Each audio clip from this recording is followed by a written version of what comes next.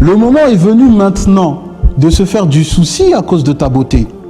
Je savais depuis longtemps que tu es belle, mais nous arrivons maintenant parmi des gens noirs et laids, les frères des habitants de Kouch, l'Éthiopie, qui n'ont pas l'habitude de voir de belles femmes. Est-ce que vous êtes d'accord avec ça? Là, je vois qu'il y a des frères à la peau colorée, ils sont fâchés, ils froncent les sourcils. Ne vous inquiétez pas, les frères, je conteste. Je conteste. Aujourd'hui, j'ai encore mon côté contestataire et il est avec un soupçon de panafricanisme. Ne vous inquiétez pas, on va répondre à ça. Si je vois que Moïse est plus foncé que moi, est-ce que moi je suis métisse? Je pense que tout le monde sera d'accord pour dire que je suis noir. Donc si moi je suis noir et que Moussa alayhi salam est plus foncé que moi, de quelle couleur est Moussa? قل يا أهل الكتاب تعالوا إلى كلمة سواء بيننا وبينكم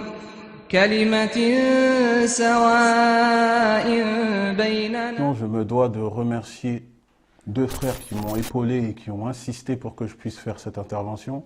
Le premier, c'est Moussa, le Congolais de Villeneuve-la-Garenne. Et le deuxième, c'est Hafid, le Tunisien, c'est mon frère.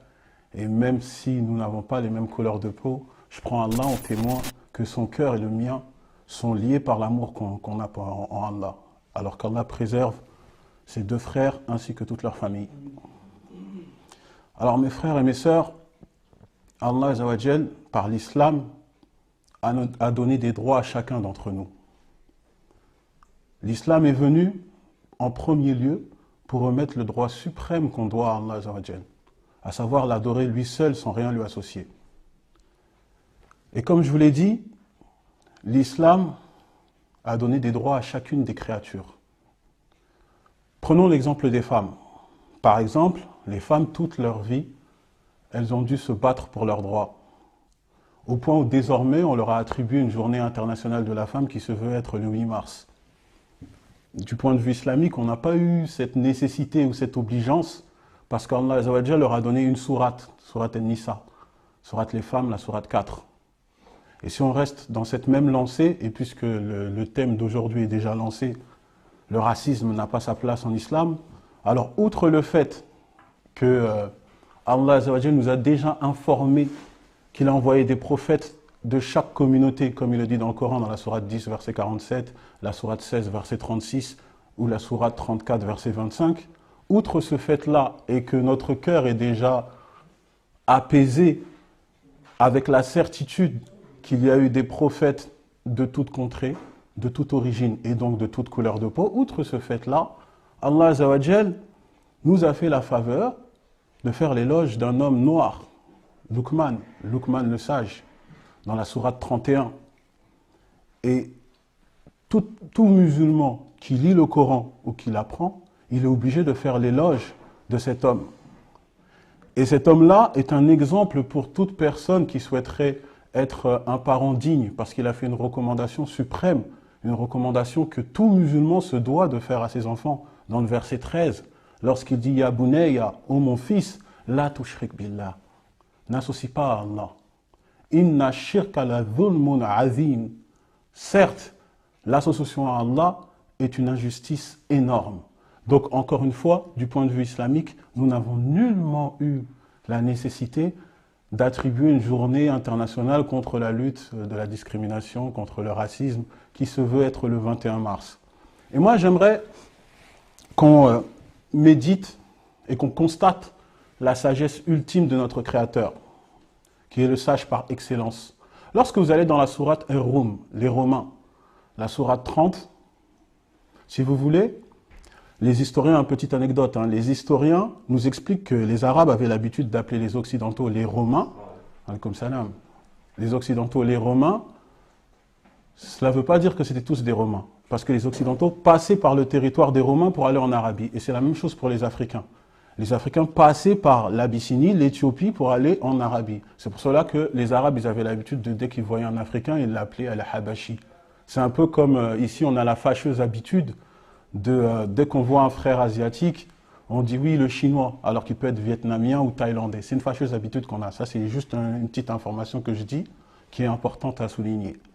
Donc, pour continuer dans cette sourate Ar-Rum, au verset 22, Allah Azza wa Jal nous dit, et parmi ces signes, la création des cieux et de la terre, la variété de vos idiomes et de vos couleurs. Donc par ce verset, Allah il nous montre que le fait qu'on ait plusieurs couleurs de peau, c'est un signe de sa part pour témoigner de son existence. Donc toute personne qui aurait de la répulsion ou qui s'opposerait à ce que l'être humain ait une couleur de peau variée, il s'opposerait à un signe qu'Allah a établi pour témoigner de son existence.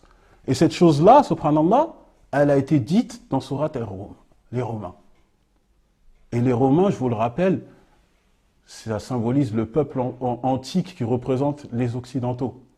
Et n'ayons pas peur de le dire, les Occidentaux ont été les plus grands acteurs de l'asservissement des autres peuples, que ce soit du côté physique avec l'esclavage, ou que ce soit du côté social ou moral avec la colonisation. Donc Allah Azza wa Jal, par sa sagesse, il fait un rappel à l'ordre à ce peuple dans Surat Ar-Rum.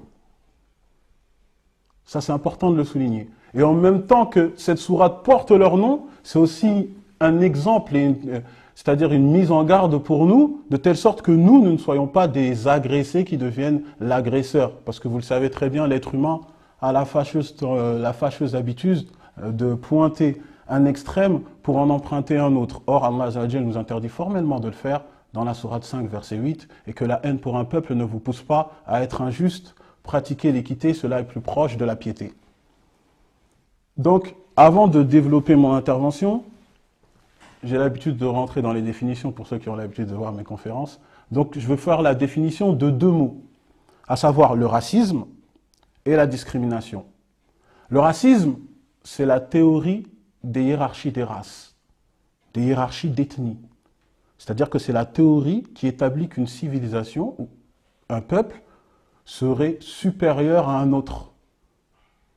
Et donc, par ce fait-là, il doit préserver sa civilisation et il se donne le droit de dominer les autres ou de les mépriser. Ça, c'est le racisme. Maintenant, pour la discrimination, à la base, le mot discrimination est totalement neutre parce que son synonyme, c'est la distinction, mais il a pris une connotation péjorative dès lors qu'on le rentre sur le plan social ou sur le plan culturel. C'est-à-dire qu'on va rentrer plus dans le tribalisme et le nationalisme. Et lorsqu'on va dans l'histoire, on se rend compte que c'est au fil du temps que la discrimination est devenue du racisme.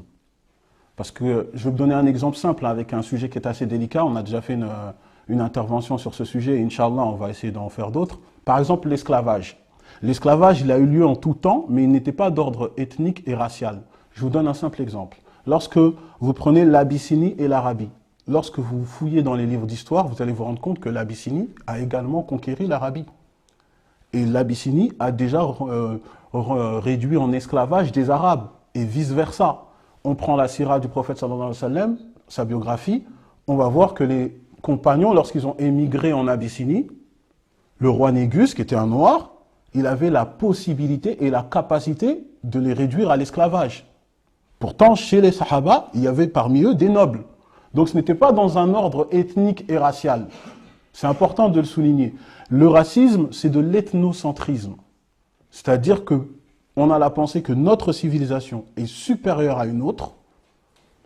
Nos mœurs, nos coutumes ou nos traditions doivent être imposées par les autres. Et c'est pour cela même, vous allez voir, les Grecs, par exemple, ils ont inventé le mot barbare, et le mot barbare était désigné pour toute personne qui ne parle pas le grec. Donc c'est dans ce sens-là. Et le premier esclavagisme ethnique et purement racial, c'est l'esclavagisme occidental. C'est important de le souligner. Inch'Allah, on va essayer de, si Allah nous le permet, on va essayer de faire des interventions sur ce sujet délicat. Mais maintenant, essayons de rentrer dans le sujet. On va rentrer et on va lire le Coran dans Surat Sad, Surat 38, versets 71 à 78. Donc Allah nous dit: quand ton Seigneur dit aux anges, je vais créer d'argile un être humain, quand je l'aurai bien formé et lui aurai insufflé de mon esprit, jetez-vous devant lui prosternés. Alors tous les anges se prosternèrent, à l'exception d'Iblis qui s'enfla d'orgueil, et fut du nombre des infidèles. Allah lui dit: ô Iblis, qui t'a empêché de te prosterner devant ce que j'ai créé de mes mains? T'enfles-tu d'orgueil ou te considères-tu parmi les hauts placés? Je suis meilleur que lui, dit Iblis. Tu m'as créé de feu et tu l'as créé d'argile. Allah dit, sors d'ici, te voilà banni et sur toi sera la malédiction jusqu'au jour de la rétribution. Je venais de vous donner des définitions entre le racisme et la discrimination. On a vu la définition du racisme et lorsqu'on lit et on médite sur ces passages, quand on se penche par exemple sur le verset 76, lorsque Iblis dit « Je suis meilleur que lui, tu m'as créé de feu et tu l'as créé d'argile », on constate que la première créature qui a pratiqué le racisme, c'est Iblis. C'est Shaitan. Et Allah il nous donne une autre information qui, quand même très importante, au verset 74, à l'exception d'Iblis qui s'enfla d'orgueil. Donc Allah il nous montre que le racisme et l'orgueil sont liés. Et le prophète sallallahu alayhi wa sallam, dans un hadith d'après Ibn Mas'ud, dans le Sahih Muslim, il nous dit quoi? Il nous donne la définition de l'orgueil. L'orgueil, c'est le fait de rejeter la vérité et de mépriser les autres. Or, dans ces mêmes passages coraniques, Allah il dit de se prosterner, lui, il refuse. Et il considère qu'il est meilleur qu'Adam. Donc, il a fait preuve d'orgueil. Et dans le hadith encore, d'après Ibn Mas'ud, le prophète sallallahu alayhi wa sallam nous indique encore autre chose. Celui qui a minimum un atome d'orgueil dans son cœur n'a pas sa place au paradis. Et on constate également avec ce passage que Iblis, par cet orgueil-là, a été banni du paradis. Est-ce qu'on voit la nuance? Donc, qu'est-ce qu'on en conclut? On en conclut que toute personne qui pratique le racisme, au fait, il a fait un acte satanique. Bien pire que cela. Il a fait l'acte satanique qui a chassé Iblis du paradis, qu'il a maudit et qu'il a promis en enfer. Qu'Allah nous préserve de cette maladie. Alors, pour toute personne qui flirte avec la science religieuse, je pense que vous avez tous connaissance du magnifique livre de l'imam Dahabi, Al-Qabaïr, les grands péchés. Et il y a une célèbre phrase qui nous dit que le petit péché peut amener au grand péché, tout comme le grand péché peut amener à la mécréance. Et c'est ce qu'on constate avec le passage d'Iblis. Mais moi, j'aimerais soutenir mes propos avec un événement du prophète alayhi salatu wassalam. Après son serment d'adieu. Donc, outre déjà le fait que durant son serment d'adieu, dans son serment d'adieu, il y a une célèbre phrase que je pense tout le monde connaît, qui est rapportée d'après l'imam al-Tabarani, également dans le Mousned de Ibn Mubarak, où le prophète sallallahu alayhi wa sallam nous dit, il dit dans son serment d'adieu, l'arabe n'est pas supérieur au non-arabe, ni le non-arabe supérieur à l'arabe, ni le blanc supérieur au noir, ni le noir supérieur au blanc. Le meilleur d'entre vous est celui qui craint Allah le plus. Ai-je transmis le message? C'est-à-dire le prophète sallallahu alayhi wa sallam, parmi ses dernières recommandations, il insiste pour que ceci reste ancré dans la tête des musulmans. Mais outre ce fait-là, il y a un passage, enfin, il y a un hadith qui est assez intriguant et il nous est rapporté par l'imam Ibn Sa'd. Le hadith, il est authentique. C'est-à-dire que c'est après le serment d'adieu, le prophète sallallahu alayhi wa sallam est descendu du mont Arafat, il est monté sur sa monture et il a attendu quelqu'un. Et lorsqu'il a attendu cette personne-là, il a fait attendre tous ses compagnons. Alors tous ses compagnons se sont impatientés. Il a fait attendre tous ses compagnons commençaient à s'impatienter. Il attendait quelqu'un qui était parti faire les ablutions. Et le hadith, il nous dit qu'un homme noir, au nez écrasé, est apparu. Et le prophète sallallahu alayhi wa sallam l'a fait monter sur sa monture avec lui et il est parti. Donc on va voir la réaction des personnes lorsqu'ils ont aperçu que c'était un homme noir. Et cet homme noir, c'était Oussama ibn Zayd. On va d'abord dire, c'est important de dire, de recadrer qui est Oussama ibn Zayd, et après on va revenir sur ce hadith.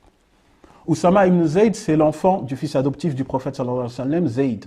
Et c'est aussi l'enfant adoptif de Baraka Ayman. Baraka Ayman, qui était une africaine, et qui était la nourrice du prophète sallallahu alayhi wa sallam, et dont le prophète sallallahu alayhi wa sallam l'a surnommée ma mère.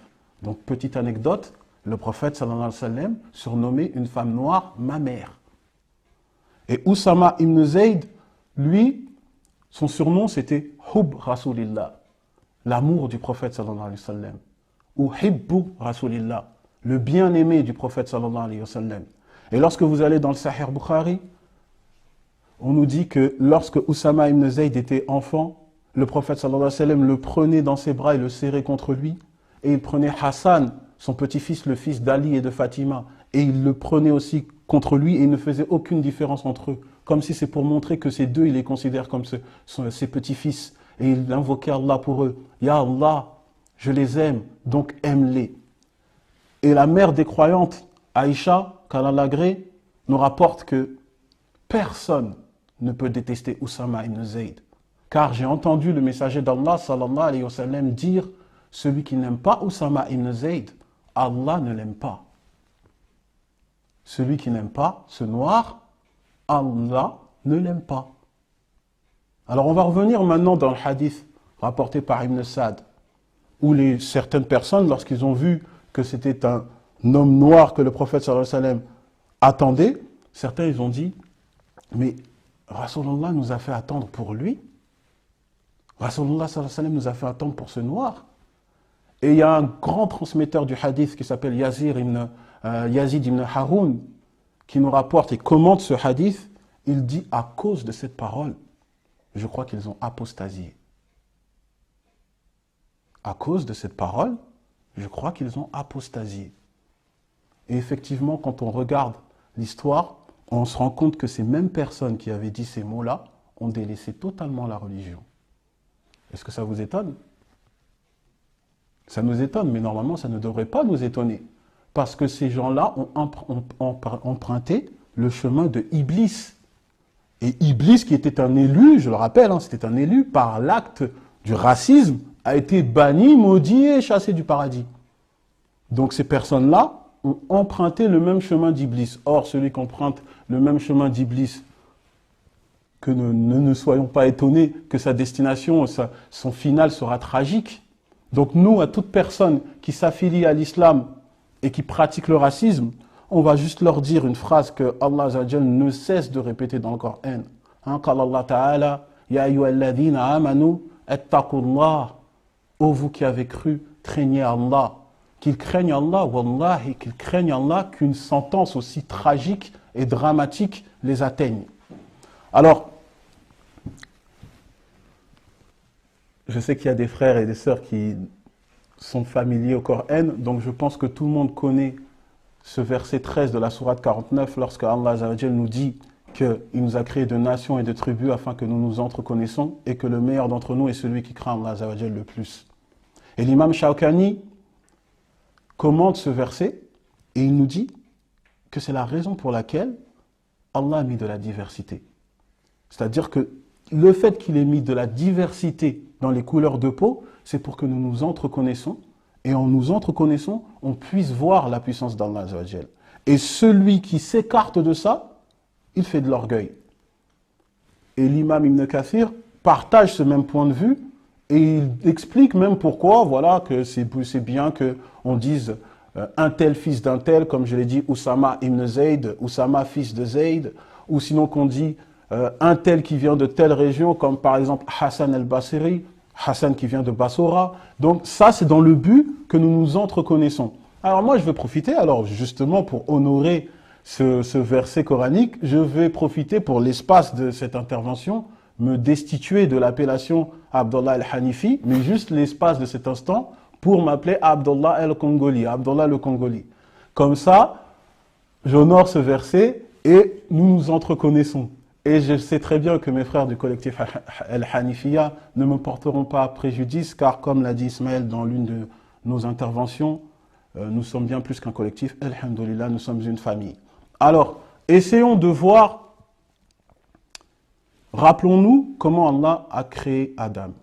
Allah, il a créé de terre et d'argile, comme vous le savez, et ça se trouve dans la sourate 15, verset 26, la sourate 37, verset 11, la sourate 38, verset 71, et dans la sourate 55, verset 14.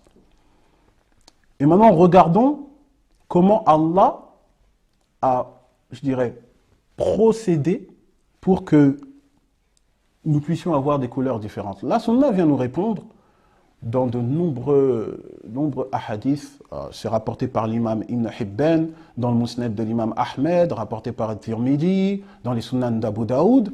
Le prophète sallallahu alayhi wa sallam nous dit que lorsque Allah a créé Adam, il a pris une poignée de la terre. Il a pris une partie de chaque matière. Donc certaines terres étaient plus foncées, d'autres plus claires. Et c'est pour cela qu'on voit des noirs, des blancs, des jaunes et autres. Et lorsque vous regardez, vous méditez, vous allez constater comme moi que là où il y a le soleil, on va remarquer que les personnes sont plus foncées. Et là où le soleil est plus absent, les personnes sont plus claires de peau. Ça, c'est la position islamique. Maintenant, lorsque on se tourne dans la position judéo-chrétienne, puisque nous sommes dans la religion comparée, on a, je dirais, très peu de précision sur cela. On peut parler de Genèse 10, là où il y a ce qu'on appelle la table des peuples. En fait, c'est les descendants du patriarche de Noé, Nour, le père des nations. Et c'est réparti sur 70 nations, 72 selon certaines versions, à partir des fils de Noé. Donc il y a Javed, qui représente, on va dire, les Occidentaux. Il y a Sem qui représente les Sémites, les Israélites et les Arabes. Et il y a Cham qui représente les Africains, les Indiens et autres. À côté de cela, on a un passage qui a été source de polémiques, de nombreuses exégèses qui ont eu des répercussions historiques énormes. Et il se trouve dans Genèse chapitre 9, versets 20 à 27. Je vais vous le lire et on va essayer de voir ensemble ce passage. Alors, il est dit, Noé, Nour, le cultivateur, commença à planter la vigne. Ayant bu du vin, il fut enivré et se dénuda à l'intérieur de sa tente. Cham, père de Canaan, vit la nudité de son père et avertit ses deux frères en dehors. Mais Sem et Javed prirent le manteau, le mirent tous deux sur leurs épaules et marchant à reculants, recouvrirent la nudité de leur père. Leur visage était tourné en arrière et ils ne virent pas la nudité de leur père. Lorsque Noé se réveilla de son ivresse, il apprit ce qu'avait fait son fils le plus jeune. Et il dit, « Maudit soit Canaan, qu'il soit pour ses frères le dernier des esclaves. » Donc, certains connaissent, je sais, vous connaissez, ça s'appelle la malédiction de Cham. En réalité, soyons honnêtes, les premiers chrétiens, ou les premiers, en tout cas les premières personnes judéo-chrétiennes ne se sont pas basés sur ce texte pour faire l'esclavage. On retrouve un apocryphe syriaque, chrétien, qui est du 5e, 6e siècle, il s'appelle la caverne des trésors, et lui, effectivement, il met en lien entre ce passage et la traite esclavagiste des Noirs. Dans sa version, il nous dit que lorsque Noé a repris ses esprits, il aurait maudit Cham, il dit « Tu es maudit, toi et toute ta lignée », et Cham aurait noirci.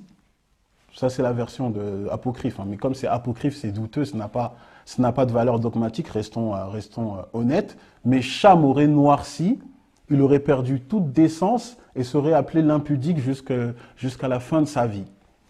Alors, comme je vous l'ai dit, les premiers n'ont pas utilisé ce texte. Ça a apparu, les gens ont commencé à utiliser ce texte pour faire l'esclavagisme des Noirs à partir du XVe siècle. Avec par exemple le pape Nicolas V qui avait béni l'esclavage et il a béni la traite négrière. Et à partir du XVIIIe et XIXe siècle, c'était plus persistant. Et d'ailleurs, hein, juste pour même appuyer, j'ai un livre à la maison de Shelton Smith, c'est le président émérite de l'université de Duke, c'était un ancien président. Et lui, il a un livre qui s'appelle « À son image » et il le déclare formellement à partir du XVIIIe, XIXe siècle que l'Église catholique et le pape ont été totalement impliqués à l'esclavagisme des Noirs, que l'Église catholique et le pape ont financé même l'esclavagisme en affirmant que c'était une bonne affaire de faire cette traite négrière. Et si vous allez par exemple à la maison des esclaves, hein, qui est à l'île de Gorée au Sénégal, moi je suis parti, il y a aussi toutes les preuves là-bas, il y a des archives, il y a tout ce qu'il faut. Donc ça c'est juste à titre de curiosité intellectuelle, toujours par curiosité intellectuelle, je déclare aussi dans le conte 1001 nuits qui se trouve aussi à la maison, il y a un passage qui relate justement la malédiction de Cham. Ce serait une dispute entre une concubine blanche et une concubine noire. Et la concubine blanche aurait justement pris ce passage pour dire que voilà, Cham a été maudit, voilà pourquoi il est devenu noir, et Javed, il était béni, voilà pourquoi il est devenu blanc.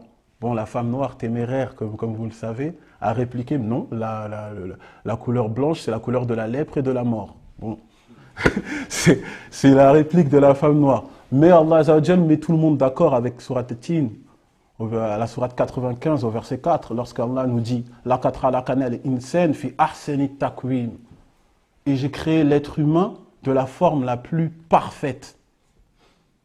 Donc, quel qu'il soit, Allah a créé l'être humain de la forme la plus parfaite. Et lorsqu'on se tourne dans la sunna avec un hadith rapporté par Abu Huraira, d'après Tirmidhi, il nous dit que lorsque Allah il a créé Adam, il a fait paraître ses descendants. Donc, devant lui, il y avait un noir, un jaune, un rouge, toutes couleurs confondues. Et Allah, il a mis une lumière à chacun d'entre eux, entre ses yeux. Donc, quand on y réfléchit, on se rend compte que toute personne qui a de la répulsion pour la diversité de couleurs, au fait, il ne trouve pas correct ce que Allah a considéré comme la forme la plus parfaite et comme la chose auquel il y a mis de la lumière. On ne peut que constater que c'est de l'orgueil. Et comme je l'ai dit tout à l'heure avec le hadith d'après Ibn Mas'ud, celui qui a un minimum un atome d'orgueil n'a pas sa place au paradis. Taïb, on a vu la position islamique, on a vu la position judéo-chrétienne, voyons maintenant la position scientifique. Mais avant toute chose, je me dois quand même, je l'ai oublié, je dois souligner que le collectif Hanifiya se désavoue totalement et avec la plus grande détermination de toute forme de communautarisme ethnique. Ça, il faut qu'on soit clair. Nous, on veut juste honorer le verset que je vous ai dit dans la sourate 49, verset 13. On veut juste s'entreconnaître. Et on veut être à la hauteur du message coranique, c'est-à-dire universel. Là, si on rentre dans ces détails-là, c'est histoire qu'on ait une entreconnaissance, qu'on puisse voir la diversité que Allah Azza wa Jalla a établie sur terre. Donc la position scientifique, je vais vous la lire, c'est de Nina Marchi. Nina Marchi, c'est la doctorante au Musée de l'Homme, qui est connue. Et elle nous dit ceci. Elle nous dit, ce sont plusieurs pigments, notamment la mélanine, qui expliquent la diversité des couleurs de peau. L'humanité affiche en effet une belle diversité et de nuances de couleurs qui sont autant d'adaptations à nos milieux de vie. Les nuances de couleurs de peau sont des adaptations au milieu dans lequel vivaient nos ancêtres. Donc, comme vous l'avez vu, selon la position scientifique, elle est la même que la position islamique. Mais Nina Marchi nous dit autre chose. Tout laisse à penser que les premiers hommes modernes avaient la peau foncée. Alors moi, quand j'ai lu ça, et j'ai un autre livre de Yves Coppens qui partage ce point de vue, ça a suscité ma curiosité. Et lorsqu'on se dirige dans le Coran, dans la sourate 15, verset 26, lorsque Allah nous dit qu'il a créé Adam alayhi salam d'une argile crissante, extrait d'une boue malléable, le mot boue, en arabe, c'est hamaïn. Et lorsque je me dirige dans le tafsir de l'imam At-Tabari, je me rends compte que hamaïn, cette forme de boue, la couleur, c'est le noir. Alors je m'interroge. Alors je me dirige aussi vers un livre de langue arabe de référence d'Abou Mansour al-Ta'alibi qui s'appelle Maqaïs al-Lora. Et c'est un livre, en fait, qui montre la richesse de la langue arabe. Qu'Allah vous donne la langue arabe, nous aussi on essaye d'étudier la langue arabe, qu'Allah nous donne la langue arabe. Ça donne la richesse de la langue arabe. Et au fait, c'est un livre, si vous voulez, il rentre dans des détails. C'est comme si pour le lion, on va nous donner tout type de nom dans la langue arabe pour le lion. Si le lion est plus foncé, on va lui donner tel nom. S'il est plus clair, on va lui donner tel nom. Et il fait ce livre-là, il fait cette chose-là avec toute chose. Toute chose. Et dans ce livre, on nous parle des degrés et niveaux de couleur de peau pour l'homme noir. L'homme aswad. En arabe, pour son pluriel, Soudan, d'où le Soudan. Et on nous donne 5 niveaux de degrés de peau. Écoutez bien, vous allez bien comprendre pourquoi je rentre dans cette précision. Le premier, c'est asmar, qui veut dire marron. C'est du marron avec un petit peu de rougeâtre. D'ailleurs, dans la plupart des dictionnaires arabes, le lion, on le considère comme rouge. Ensuite, il y a essaham. Et ça, c'est marron avec du jaunâtre. Je dirais que c'est le teint des métis. Ensuite, le troisième degré, c'est Adam. Adam qui est du marron, qui se caractérise plus par du noir. Retenez-le. Ensuite, il y a Asham. Asham, c'est du noir. C'est même un petit peu plus noir que ma couleur de peau. Et le plus foncé pour un homme de couleur, c'est Adlam, c'est le plus noir foncé. Donc comme vous avez vu, Adam se retrouve à la 3e position et se définit comme du marron qui se caractérise par du noir. Alors en corrélation avec les termes scientifiques, moi je me pose la question de quelle couleur était Adam? Point d'interrogation. Alors, juste pour vous rappeler que nous, quand même, on va essayer de partager ça avec nos frères et nos sœurs. Nous, quand on est dans l'interreligieux, les frères qui sont dans l'interreligieux pourront le témoigner, on se doit d'être des chercheurs, je dirais des petits fouineurs. On se retrouve malgré nous comme étant des archéologues théologiques. Et parfois, on trouve des trouvailles assez intrigantes. Alors moi, je vais en partager une avec vous. On va dans Genèse chapitre 12, verset 11. C'est le Bereshit, pas Barachit, comme certains le disent. C'est le Genèse, et c'est avec le commentaire de l'imam. On espérait qu'il soit imam, c'est trop tard, miskin. Mais, en tout cas, du rabbin Rashi. Et Rashi, c'est le plus grand commentateur de la communauté juive. Alors, on va voir ce que nous dit Genèse, chapitre 12, verset 11.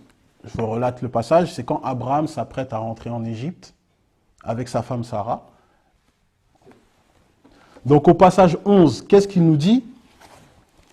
Le passage 11 dit « Ce fut comme il approchait d'arriver en Égypte qu'il dit à Sarah et sa femme « Voici donc, je savais que tu étais une femme belle. » Et Rashi commente ce passage, il nous dit quoi? Il nous dit « Et voici le sens littéral de ce verset. Le moment est venu maintenant de se faire du souci à cause de ta beauté.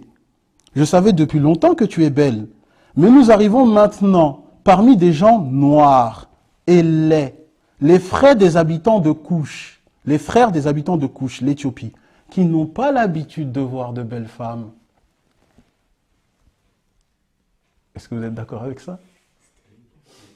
Là, je vois qu'il y a des frères à la peau colorée, ils sont fâchés, ils froncent les sourcils. Ne vous inquiétez pas, les frères, je conteste. Je conteste. Aujourd'hui, j'ai encore mon côté contestataire et il est avec un soupçon de panafricanisme. Ne vous inquiétez pas, on va répondre à ça. Donc, je reviens et je redis le verset, selon Rashi. Le moment est venu maintenant de se faire du souci à cause de ta beauté.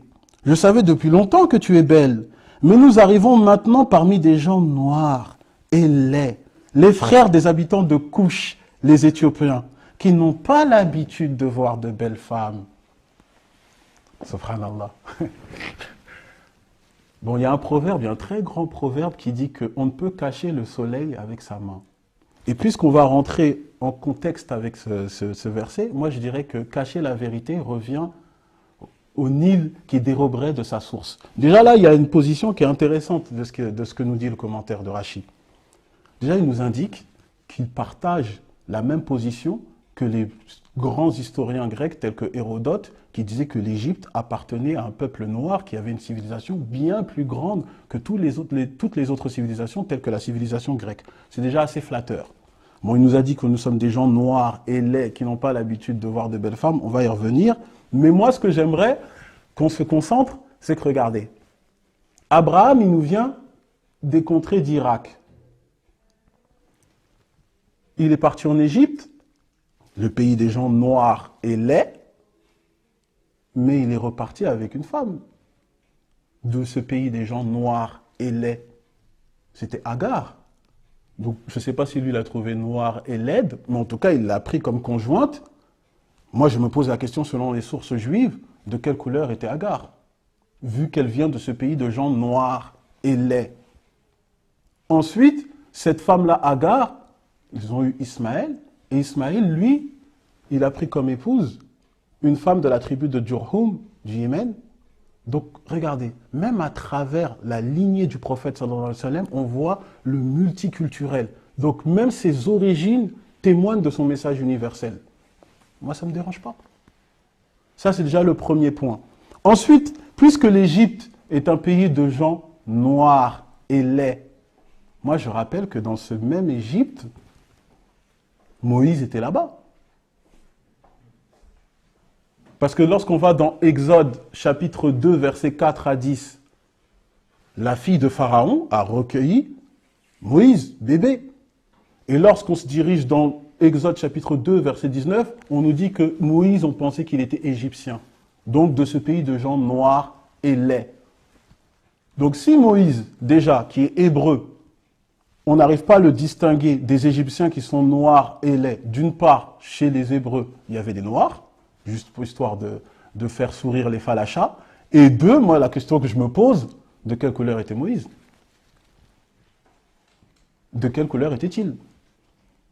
Si on arrivait à le confondre à ce pays de gens noirs et laids. Alors c'est là que maintenant, peut-être certaines personnes vont me dire « Ah non, Abdallah, il est tombé. Il est devenu Kémite, il est devenu Black Panther, subhanallah. Il est tombé. » Bon, calmez-vous les frères. On va rentrer maintenant du côté islamique. Lorsque vous allez dans le Sahih Muslim, d'après Abdullah ibn Abbas, le hadith c'est le numéro 239. Le prophète sallallahu alayhi wa sallam, il a fait l'ascension nocturne et il a vu Moussa alayhi salam, il a vu Moïse. Et il a dit comment il était. Il a dit il est brun et grand de taille. Voilà la traduction. Mais quand moi je retourne en langue arabe, on nous dit qu'il était Adam. Et rappelez-vous, tout à l'heure, on avait vu les degrés de niveau de peau.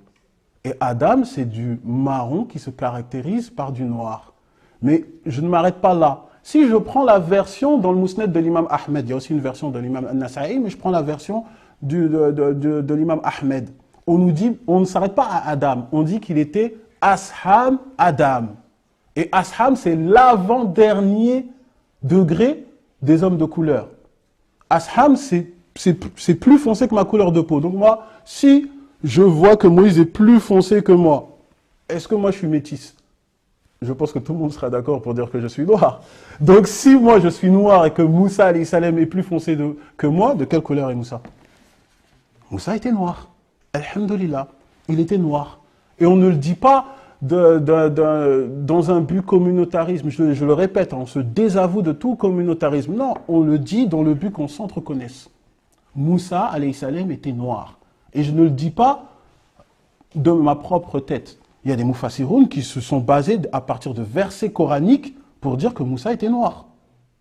Lorsque vous allez dans la sourate 20, verset 21 à 23, lorsque vous allez dans la sourate 27, verset 11, 27, verset 12, lorsque vous allez dans la sourate 28, verset 32, et lorsqu'on se dirige dans la Bible, exactement dans Exode chapitre 4, verset 6 à 7, lorsqu'on parle du miracle de Moussa alayhi salam, lorsqu'Allah Azza wa Jal lui demande de mettre sa main sous son aisselle et elle ressortira tout blanche sans le moindre mal. Moi, la question que je me pose, si son miracle, c'est que sa main sort toute blanche, à l'origine, elle est de quelle couleur?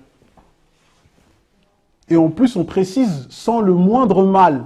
Parce qu'il faut que vous sachiez, il y a certaines personnes noires, il y a des frères noirs, qu'Allah les guérisse. De temps en temps, dû à la pigmentisation, on voit qu'ils ont des petites taches blanches. Et Allah, il précise sans le moindre mal. Moussa alayhi salam était noir. Alhamdulillah. Ça ne devrait choquer personne. Et si Moussa alayhi salam était noir, moi je me pose encore cette chose. Donc toute personne qui pratique le racisme pratiquerait le racisme envers Moussa alayhi salam, l'un des plus mentionnés dans le Coran, qui fait partie des 5 plus grands prophètes de l'islam. C'est dangereux. Je crois que c'est très très dangereux. Mais bon, on va revenir sur un passage quand même ça me fait souci, ça me donne du souci, des gens noirs et laids qui n'ont pas l'habitude de voir de belles femmes. Moi, avec l'œil de la lucidité, j'arrive à voir clairement que ma mère, femme de couleur, c'est la plus belle du monde. Donc j'ai un problème à régler avec ça. Je conteste encore une fois, j'ai un problème. Puisque, il faut le dire les frères, ma mère peut regarder la vidéo, peut-être elle va voir, elle va dire, mais il y a des gens qui sont en train de dire que je ne suis pas belle, toi tu ne défends pas mon honneur, c'est un problème. Il faut que je règle cette chose-là. Donc on nous dit que des femmes, ils n'ont pas l'habitude de voir de belles femmes. Ok, très bien. Déjà, on va venir dans la position islamique. Dans la position islamique, je vais donner 2 exemples de femmes de couleur, de femmes noires, qui ont marqué l'empreinte, qui ont marqué une grosse empreinte dans l'histoire islamique. On prend d'abord Baraka Aymen, celle dont je vous avais parlé au début, la mère nourricière, celle que le prophète sallallahu alayhi wa sallam disait « Oh ma mère », une femme noire, qui, Baraka Aymen, lorsque vous regardez son histoire, lorsqu'elle a émigré toute seule de Mecca à Médine, elle a traversé le désert et elle allait mourir de soif. Alors Allah Azza wa Jal, pour la secourir, il a fait descendre un seau d'eau dont elle s'est abreuvée. Et elle nous relate qu'après cet événement, elle n'a plus jamais eu soif de sa vie. Et le prophète sallallahu alayhi wa sallam dit à son sujet que celui qui veut marier une femme du paradis, qu'il marie Ayman. Donc le prophète sallallahu alayhi wa sallam a comparé Ayman, une femme noire, à une femme du paradis. Et lorsque vous regardez le Coran, la majorité des versets qui parlent des femmes du paradis, c'est pour énumérer leur beauté. Donc déjà, ça c'est un premier point. Deuxième point, on peut prendre cette femme qui nettoyait la mosquée, qui était une femme noire. Et le prophète sallallahu alayhi wa sallam a dit que toute personne qui ramasse les poussières de la mosquée ramassera du jasmin au paradis. Et dans le Sahih Bukhari, il nous dit qu'il a vu cette femme au paradis. Et lorsqu'elle mourut, lui, il n'était pas à Médine.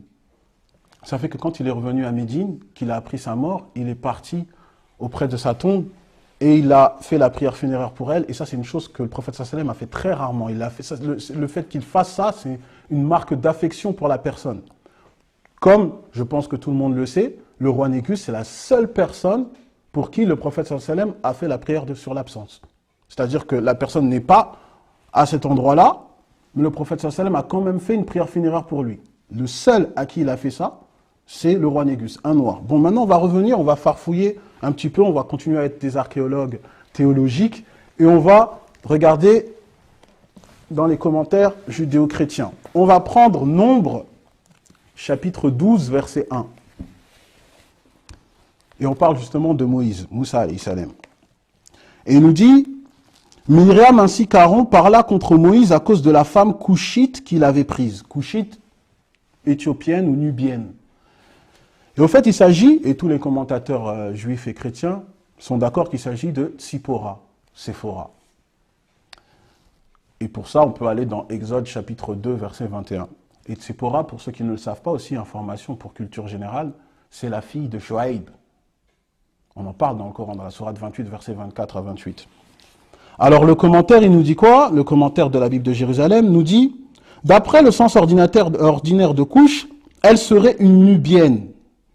Mais, bien entendu, on sait qu'elle n'est pas nubienne, elle provient de Madian. Et ça, on pourrait prendre Habakkuk 3.7 pour le prouver.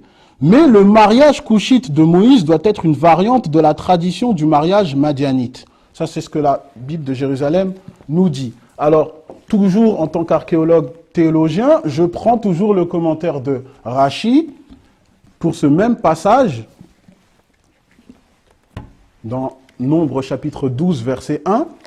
Avant de prendre le commentaire de Rachi, je prends le commentaire de la Teram Temima, c'est une autorité juive qui nous dit, au sujet de ce passage, s'appelait-elle vraiment une couchite, une éthiopienne? Ne s'appelait-elle pas Tzipora? Au fait, de même qu'une couchite, c'est-à-dire une éthiopienne, est remarquable par sa peau, de même Tzipora était-elle remarquable par ses actes.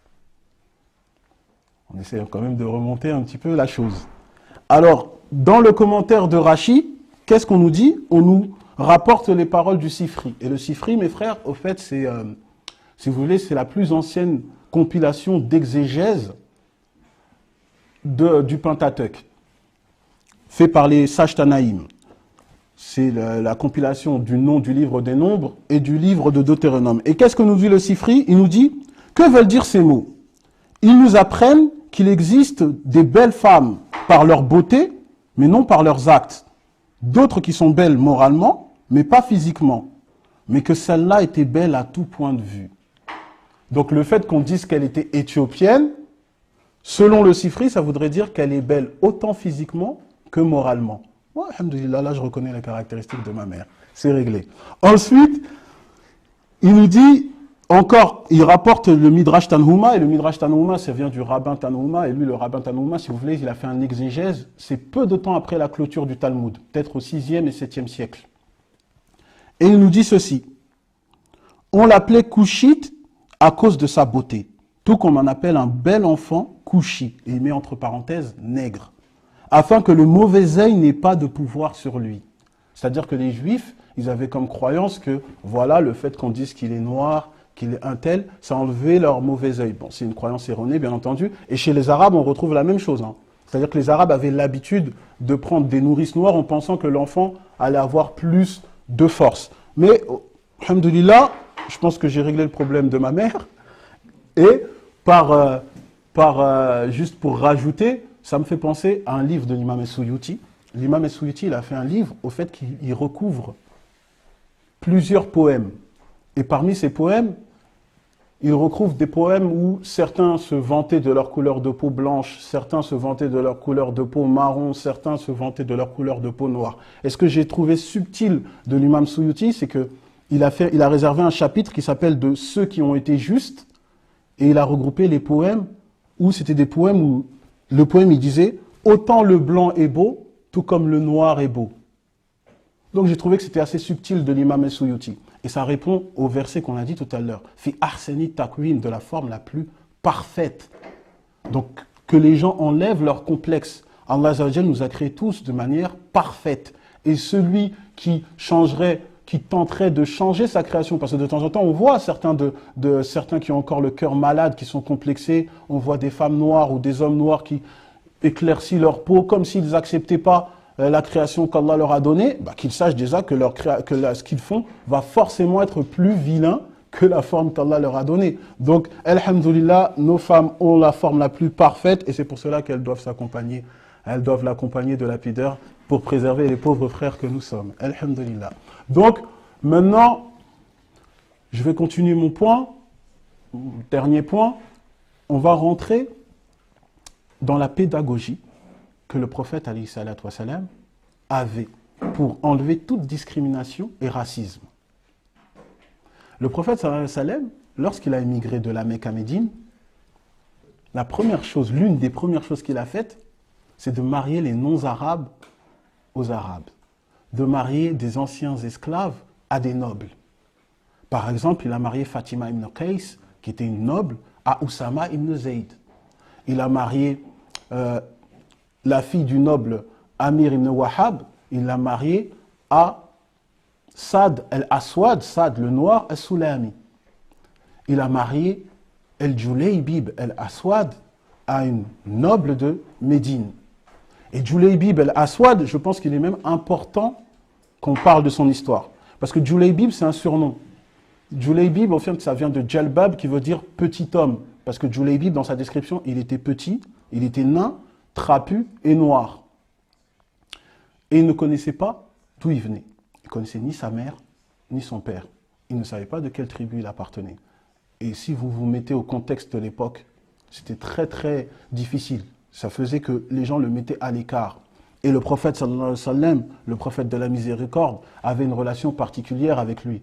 Il était complaisant avec lui, compatissant. Il avait de l'attention pour lui. Alors un jour, il l'a pris par la main et il lui a dit « Aujourd'hui, je vais te marier ». Il l'a ramené chez un noble de Médine. Il a toqué. Et lorsqu'il a toqué, le noble de Médine, il a ouvert la porte, il a vu le prophète sallallahu alayhi wa sallam, il était content. Le prophète sallallahu alayhi wa sallam lui dit « Moi, je suis venu pour marier ta fille ». Mais Miskin, il a cru que c'était le prophète sallallahu alayhi wa sallam qui voulait marier sa fille. Alors il était content. « Ah, ya Rasulallah, mais comment pourrais-je refuser? Tu fais partie de la famille, mais avec plaisir. » Il a dit « Non, non, non, ce n'est pas pour moi, c'est pour Julaybib. » Alors le père était déçu. Et alors il a répondu « Bon, écoute, je vais en parler avec mon épouse et on verra. » Et lorsqu'il en a parlé avec son épouse a refusé. Mais la fille à côté avait entendu la discussion de ses parents. Et elle est venue voir ses parents en leur disant « Qu'adviendra-t-il de nous si nous refusons une requête du prophète sallallahu alayhi wa sallam? Moi, j'ai aucun doute que tout ce que le prophète sallallahu alayhi wa sallam me recommande est forcément bénéfique pour moi. Alors j'accepte avec plaisir. » On voit la simplicité d'auparavant. Alors le prophète sallallahu alayhi wa sallam, lorsque c'est parvenu à ses oreilles, il a fait dua pour cette femme-là, pour que les deux puissent vivre heureux. Et les deux vivèrent heureux jusqu'à leur fin de la vie. Mais on va voir maintenant comment Julaybib mourut. À la fin d'une bataille, le prophète sallallahu alayhi wa sallam a regroupé ses compagnons. Il a demandé à chacun d'entre eux quel membre tu as perdu. Quel membre de ta famille tu ne retrouves plus, quel membre tu as perdu. Alors chacun, ils ont commencé à dire à leur tour quel membre de leur famille ils ont perdu.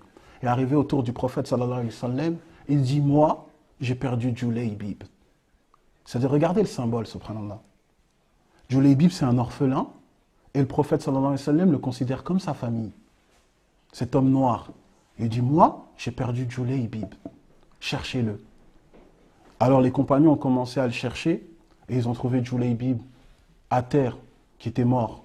Alors le prophète sallallahu alayhi wa sallam, il court vers lui, il le prend dans ses bras. Et le récit, quand vous voyez le récit, on nous dit que Julaybib n'avait de lit que les mains de Rasulullah. Subhanallah.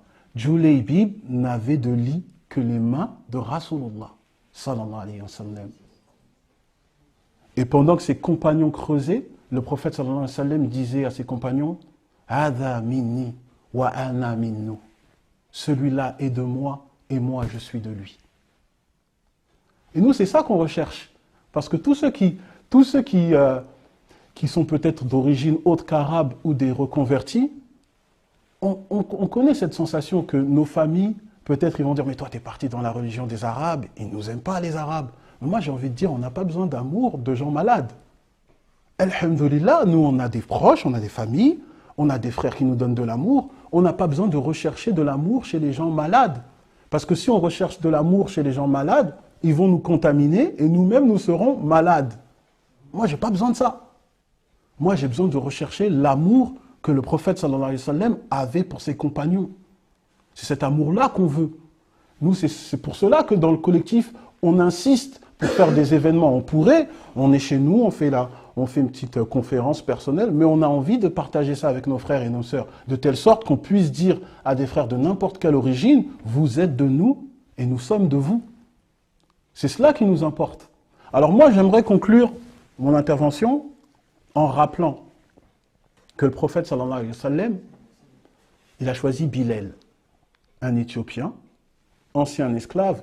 Aussi pour la culture générale, il faut préciser qu'avant d'être esclave, c'était un prince chez lui, en Abyssinie. Il a été conquéri et il est devenu esclave, c'est important de le souligner. Bilal, le prophète sallallahu alayhi wa sallam a choisi comme disciple des plus proches, Bilal. Bilal qui a fait l'appel à la prière. Donc Bilal, regardez ce symbole, c'est que Bilal, en quelque sorte, il est la porte de la réussite des musulmans. Et pas n'importe quel musulman. Les Abu Bakr Siddiq, les Omar ibn al-Khattab. Donc c'est un noir qui appelle les gens à faire le plus grand acte d'adoration qu'un musulman puisse faire. C'est un symbole. Et ça prouve bien que l'islam est la civilisation pionnière qui a poussé au multiculturalisme. C'est clair. Alors, pour finir, avec tout ce que j'ai dit, et pour que je pense que ça doit rester dans la tête des gens, rappelez-vous que Adam, alayhi salam, il a été élevé pour deux choses. Il a été élevé dû par sa connaissance, c'est-à-dire que lorsqu'on va dans la sourate Al-Baqarah, dans la sourate 2, verset 31, Allah l'a élevé pour sa connaissance et il a demandé aux autres de se prosterner. Et il a été aussi élevé du fait qu'après avoir péché, il a fait preuve d'humilité et il a demandé pardon. Toujours dans ce même passage au verset 37. Donc il a été élevé pour sa connaissance et pour le fait de demander pardon. Et Iblis, lui, il a été humilié. Pourquoi? Pour son orgueil, comme on l'a vu dans Sourate Sad, au verset 71 à 78, et il a été rabaissé et humilié parce qu'il a persisté dans son orgueil et il a voulu égarer même les êtres humains, dans la Sourate 7, verset 16. Donc, à nous de choisir notre camp. Et lorsqu'on parle de nos origines, rappelons-nous que nos origines, c'est que nous sommes tous les fils d'Adam. Lorsqu'on nous parle de nos origines, si je dois rester terre à terre, rappelons-nous que nous étions qu'une goutte de sperme, loin d'être dotés d'une quelconque couleur de peau. Si on nous parle de nos origines, rappelez-vous que nous étions que de la terre, nous ne sommes que de la terre, et que notre couleur de peau n'est qu'une partie de cette terre. Et si nous voulons mettre en valeur une terre qui finalement sera conquérie par une autre terre, celle auquel nous foulons les pieds, qui nous ensevelira, je ne pense pas que ce soit intelligent. Car cette terre enverra des vers manger cette peau qui avait tant de valeur pour nous. Et à partir de ce moment, lorsqu'on n'aura plus cette peau, qui pourra déterminer, si ce n'est Allah Azza wa Jal, de quelle couleur de peau on était? Personne. Donc, barakallahu fikum, subhanakallahumma bihamdik, ashhadu an la ilaha illa ant, astaghfiruka wa atubu ilayk.